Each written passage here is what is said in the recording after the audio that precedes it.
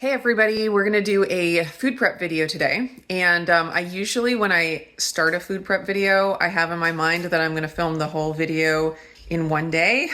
And it almost never works out that way. So we'll just have realistic expectations this time that this will probably be at least a 2, if not more, day process. And I know I'm not going to get a ton done today because we have a birthday party to go to this afternoon, but some of the food prep I'm doing now is for the birthday party. So I did want to include that. But then I have a lot of other things that I need to get done in the next couple days, like within this week. And so I figure I'll just turn on the camera every time I have some food prep going on and put it all together at the end of the week, and we'll see how it goes. So like I said, we're going to a birthday party this afternoon, and the food theme for the party is a pasta bar, which is actually fantastic for someone on a keto diet or, just avoiding grains, especially because it's a bar. It's not a pasta dish. Like the main dish is not just a pasta dish. It's a pasta bar where you get to mix and match all different toppings for your pasta or not pasta. And actually, the people's house we're going to, they have different food allergies and things as well. And so zucchini noodles are actually going to be one of the options on the pasta bar.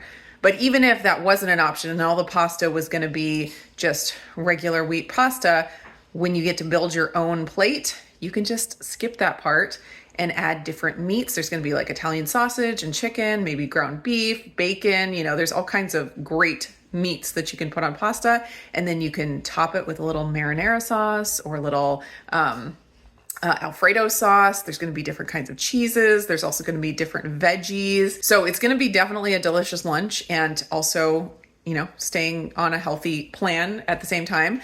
But what I volunteered to bring was some grilled chicken, and actually it's going to be air fried chicken. I just have some chicken thighs defrosting, and I'm going to cook them up in my air fryer, season them up with something.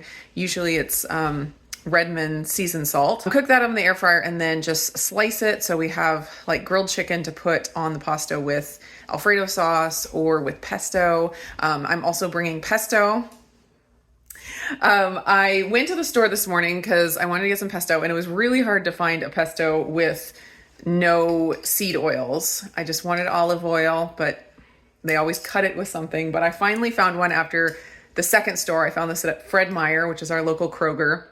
But it's simply pesto, and it is olive oil is the first ingredient, fresh basil, cashew nuts, Parmesan Reggiano cheese, Romano cheese, skim powdered milk, pine nuts, garlic, and salt. So thankfully I was able to find that. I really didn't want to make my own basil pesto, but I did have sun-dried tomatoes in the fridge. We used just a few of these in a recipe a while back, and I wanted to use them up. I'm on a mission to use up things in my fridge more quickly these days instead of letting them sit for like 2 years. Am I the only one that does that? So anyways, I had this, it's almost full, and I was like, I could just whip up some sun-dried tomato pesto also. So I did need some basil for that. So I picked up some basil, and I picked up some garlic, and I had to pick up olive oil too. I put it over there. And so I'm going to throw that together real quick. I think that'll be really quick and easy to throw together because this already has a fair amount of oil in it, and it was pure olive oil, which is great. So I'm going to mix that up. Sun-dried tomato pesto. Then we have our green pesto, and then I'm going to do that air fryer chicken. I also, when I was at the store, I couldn't resist this shaved Parmesan. It was reduced. I always look for reduced cheese at Fred Meyer. They always have amazing deals. I could get way too much cheese just shopping the reduced cheese at Fred Meyer, but $2.47 for these like big, nice shreds. I was like, I'll just bring it. It'll be perfect. So anyways, gonna get to work on that. And that's probably all I'll get done this afternoon, but that chicken is very loud. It has a lot to say at the moment, right outside the door. And then after that, I'll be back with whatever food prep I have going on the rest of the week. I defrosted a couple packs of boneless skin on thighs that I vacuum sealed, probably a month or 2 ago. And I had gotten a really good deal on bone in skin on thighs, but we don't really care for bones. We don't like bone-in thighs for whatever reason. Boneless always is so much better, but then you can never find them boneless but skin on. And so I just took out the bones of all of them. I got a ton. And so now our freezer is stocked full with these boneless skin on thighs. But of course for this, I don't really want the skin on. So I'm gonna go ahead and take the skins off, and I will save those and make air fryer chicken skins. Renee and Levi both especially love those. They're so good. How can you not like crispy air fryer chicken skins? So that's what I'm gonna work on, and then get them spiced up and throw them in the air fryer.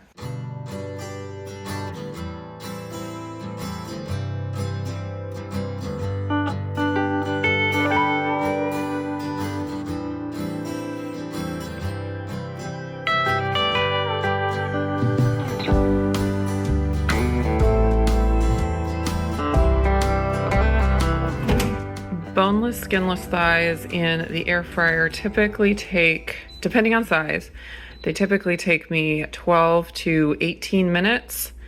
These ones are pretty medium, so in like size. So I'm gonna do 16 minutes at 400.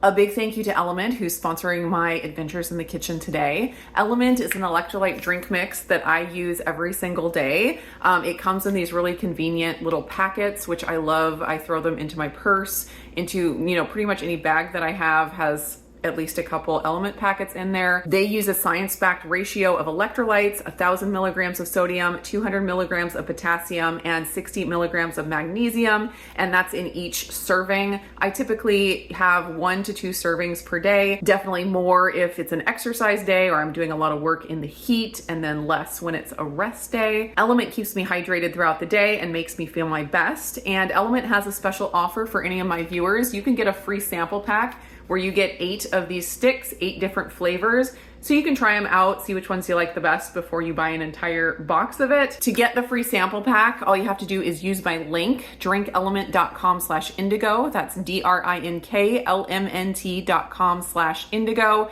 Click that link, place an order for anything on the website, either the drink mixes or if you want to try the new sparkling Element beverages. Just clicking that link and placing an order for anything will get this sample pack automatically added for you. Thanks again to Element for sponsoring the video today. I'm gonna whip up the sun-dried tomato pesto really fast. I found a recipe on Pinterest, platingsandpairings.com. I'll link it below if you want to check it out. I just wrote it down real quick. The jar of sun-dried tomatoes, 3 cloves of garlic, half a teaspoon of salt, 1 cup of the basil leaves, 1/4 of a cup. It called for pine nuts, but I don't keep pine nuts in the house, but pecans work really well in place of pine nuts in pesto, as well as cashews also work great. So I'm gonna do pecans, 1/3 of a cup of olive oil, 1/2 a cup of Parmesan cheese, and a tablespoon of lemon juice. And I don't actually own a food processor, so I am just gonna do this in my Vitamix.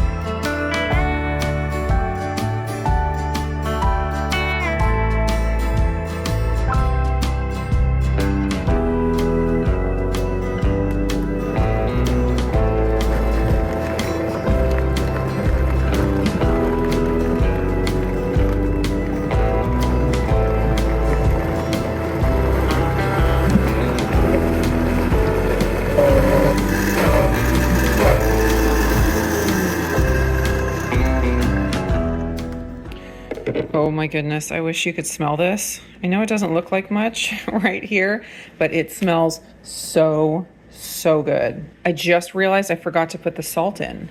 It was half a teaspoon of kosher salt. Of course, I have my Redmond Real kosher salt in here, and I'll just mix it in.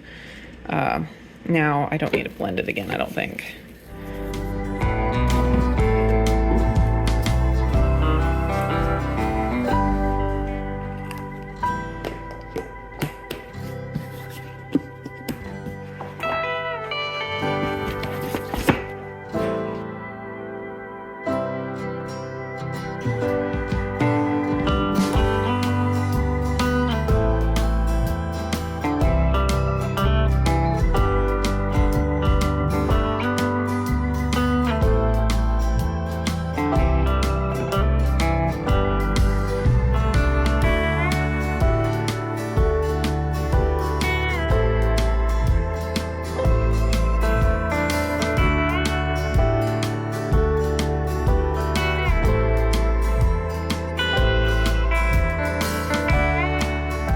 It's 8 a.m. and I am in the middle of starting another batch of El Reuteri yogurt. I just finished one and I decided I wanted to make sure it turned out okay because it was frozen El Reuteri starter, and it did turn out well. It looks beautiful.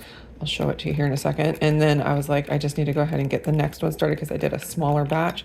So I have 2 quarts of half and half, and I'm heating that up. I have a whole video on how I make my El Reuteri yogurt, but I like to heat up the half and half just to kind of get the fermentation started. If I just put it in the Instant Pot and I'll let it heat up on its own from, cold in the fridge, it takes like, I don't know, 3 hours to heat up. So I'm trying to get the temp up to around 100 to 105, and I'm going to sterilize my jars and get this going, and then it's 36 hours that it takes until it's done.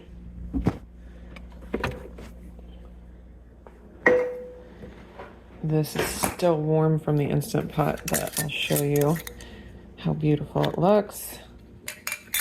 It's so thick, and of course it thickens up more as it gets cold, but it's just the most perfect, delicious yogurt on the planet, and you don't have to strain it. You don't have to take out the whey. It just comes like this, and you make it with half and half, so it's really high fat, super creamy. Oh, so good. I haven't had it for a while. I just got out of the habit of making it and finally trying to get back into the habit, so I'm excited about having that once it's cooled off. So in here I have my yogurt starter from the El Reuteri. I have the inulin that the bacteria eats and creates more bacteria with. And then I also decided to add another probiotic supplement. I think it's the L-Gaceri, I forget. So because the Super SIBO yogurt has 3 strains in it. If you don't know what I'm talking about, I'll link the video up above. But I had all 3 of those supplements, but one of them looks like some moisture got into it and it went bad. So I only had the 2. So I made my first batch with the El Reuteri frozen starter that I had. And then on this one, I went ahead and added that second probiotic. So it'll just be 2 strains. All of these strains are, good for you in their own ways. And, you don't have to have all 3 in order to get benefits. You can have just 1, you can have 2, you can have the other 2, whatever.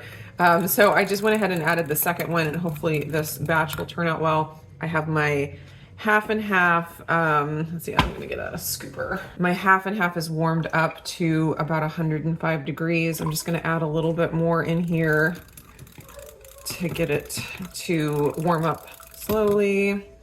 Get it all mixed up, get it into the jars, then get it into the Instant Pot for its long fermentation. I know I will make a mess if I try to pour this at this point, so I'm gonna just scoop. I always end up making a mess no matter what, so there will probably be mess, just trying to avoid a lot of mess.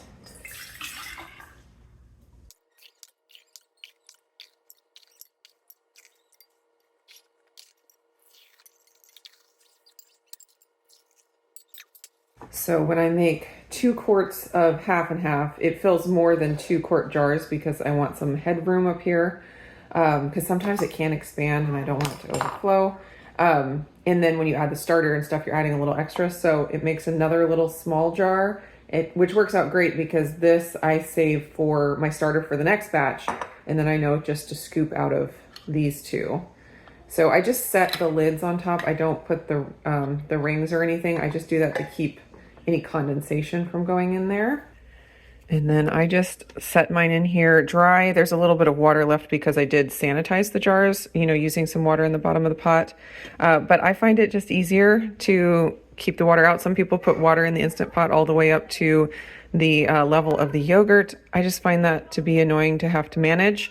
It's just easier to do it dry. I do find that I have to put the temperature up a little bit higher than what I want the yogurt to stay at because the water will conduct the heat more. And so if you do have the water, you can put the temperature down to that 106, 104 that you want the yogurt to be at. But when I have it dry, I have to put the temperature of the Instant Pot up to 110. And that's what keeps the yogurt at the 104 to 106. This on here these are tall. And so this can bump that. So I always try to put the short jar on that side where those will be pressing down so nothing gets bumped. All right, yogurt, custom, we're going up to 110 and we're going up to 36 hours.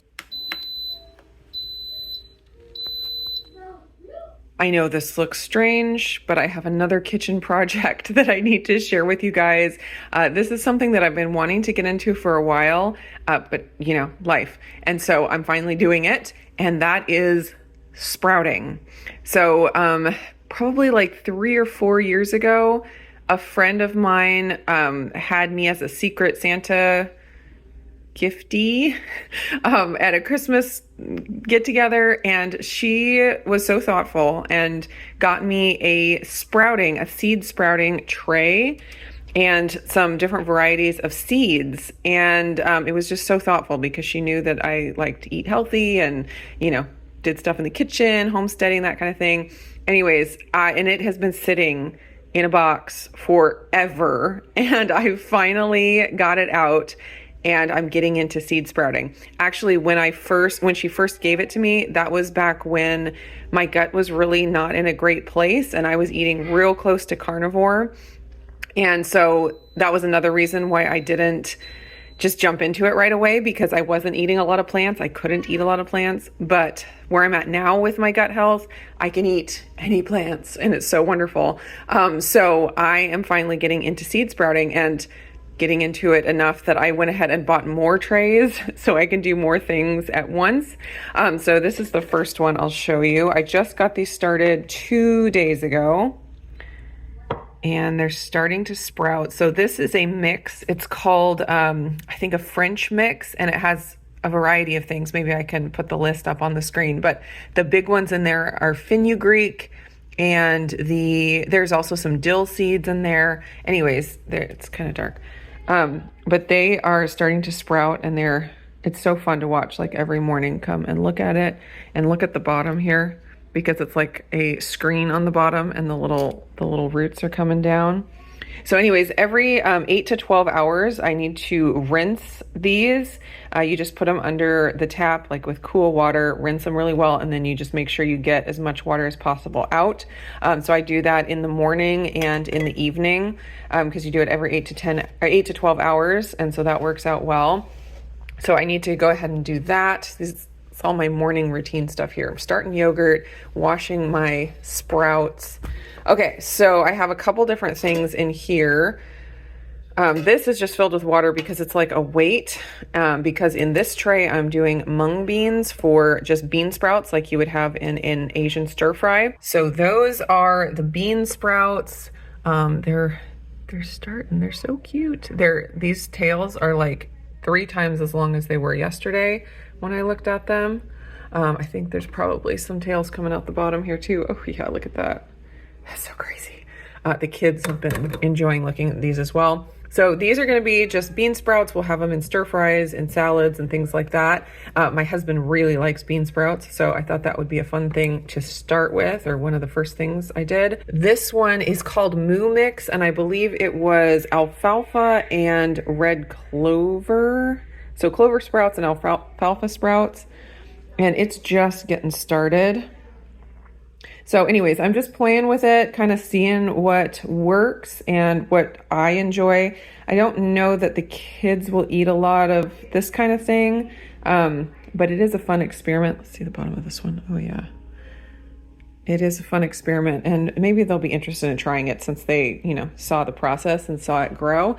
So anyways, I'm going to go ahead and get all of these rinsed, and these have been going, let's see, these have been going for a day and a half or 2 days maybe. And these ones maybe 1 day. I think I started these yesterday morning. Yeah, yesterday morning. So I think the bean sprouts are supposed to take like 3 or 4 days. I'm still getting the hang of all of this. And the other ones are like 5 days total. So anyways, we still got a few days to go. But just wanted to share my newest kitchen obsession. So as predicted, my food prep took the whole week. As much as I'd like to do just one food prep day a week, it almost never works out that way. So, real life. I did cook up those chicken skins that I took off of the chicken thighs, and I tried a new technique on those that I've seen actually a couple people do on Instagram, and I wish I remembered who it was that I saw do this technique. But it was, instead of, because I usually do it in the air fryer, which works well, although they do, shrink up and kind of, get a weird shape, and sometimes they can like blow around in the air fryer, and so you open it up and there's like 2 skins on top of each other and you have to kind of pull them apart and everything. Not that big of a deal. They're still good. But the technique that I saw was to use 2 cookie sheets. So you take one, then you put a layer of parchment paper, then you put your layer of chicken skins, season, then you put another layer of parchment paper over that, and another cookie sheet of the same size that like nests in. You set that on top, and then you put that whole thing in the oven, and that keeps the chicken skins nice and flat. And so they're kind of bigger in the end because they don't like scrunch up quite as much. They still like cook down because they release all the grease and everything, but or the fat. And so they do get smaller, but they stay flat, so it kind of feels bigger. And it worked really well. I believe I did 375 for the temperature, and I cooked them for about 45 minutes to an hour. I will say though, it's very easy to forget that they're in there, and they will overcook. The ones I did were a little bit overcooked. I wish I had taken them out like maybe 10 minutes before. So I'd say start checking them at like 30 minutes for sure, maybe even sooner. Until you get a feel for it. And then, it's just kind of out of sight, out of mind, because it's in there. You don't even hear it sizzling because it's all kind of like packed down. So anyways, I do like the technique. I think I will use it again because you could do a lot more at a time than you can do in the air fryer. The air fryer per batch is quicker, but you're having to do a bunch of batches. So overall, I don't think it was quicker.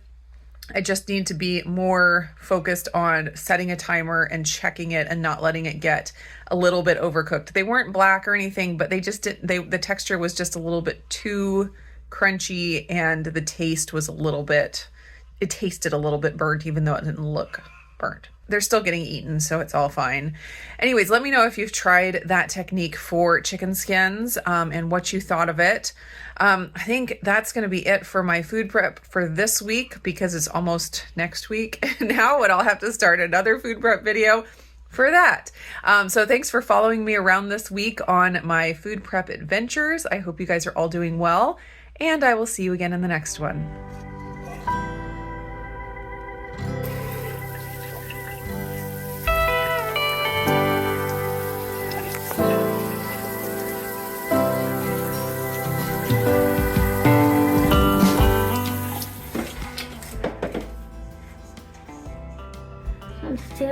There's a little hole. The holes are fine. You can eat them. It's just sometimes people don't like that they're a different texture. Mm-hmm. This is good. You think so? What do you think, Levi? It's fine. Yeah. That's why Some of them, they're like different seeds in there, so different sprouts taste different. Oh Some my of them gosh. taste a little spicy because they're. they're. Uh-oh. They're not all the way finished growing yet. I'm gonna let them go for another couple days.